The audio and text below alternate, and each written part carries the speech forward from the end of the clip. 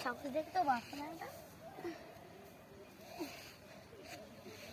তাদের ইন্টারভিউ বৃষ্টি বেচছি দাদা দুটোর মধ্যে একটাও হবে না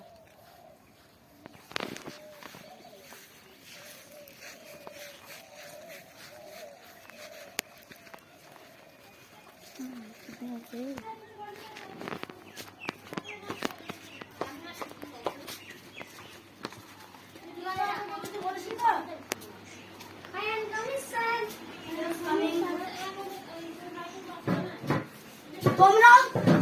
তোমাদের আমার আগামী পরীক্ষা নেওয়া হয়ে গেছে তোমরা অনেক স্বার্থপর তোমরা মানুষকে মানুষ মনে করো না এই জন্য তোমাদের কর্মচারী হিসেবে মেনে নিলাম না তোমরা এখন আসতে পারো